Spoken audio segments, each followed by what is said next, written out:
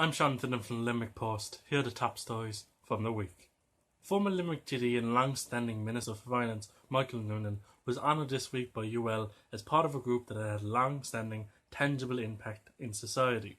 Part of the group as well was John Slattery, Anna Anderson and Irish singer Paul Brady. At the honouring, the former minister spoke of the current government coalition. A government coalition includes the party that he unsuccessfully ran as party leader and stood for Minister for Finance for the coming years.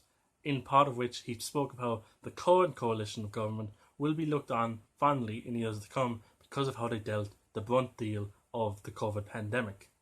And they had to deal with a coalition through the worst crisis in living memory. However, Michael Noonan admitted that he was glad when he stepped away from politics when he did. The long-standing TD stood down from the seat that he almost had for 40 years in February of last year.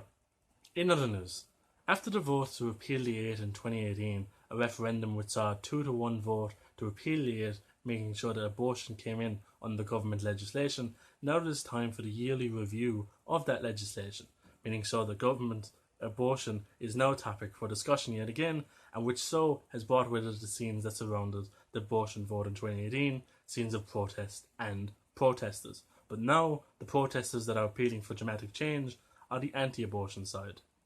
These protesters, hundreds of which that gathered outside the Dáil demanding for the review to look at the shocking outcomes of the abortion referendum, those shocking outcomes being abortions actually taking place.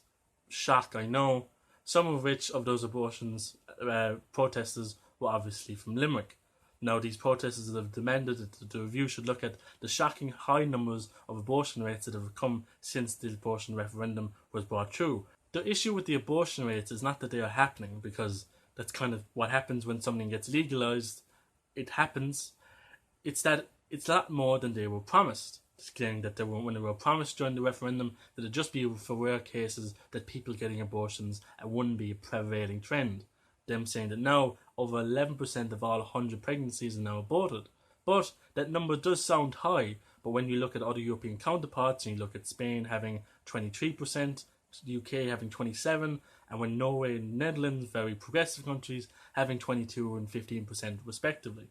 Other countries that have lower than us currently are places like Croatia, but Croatia have had abortion legalised for almost 60 years. So it's something that's very normalised in their country, something that we are way off from doing so.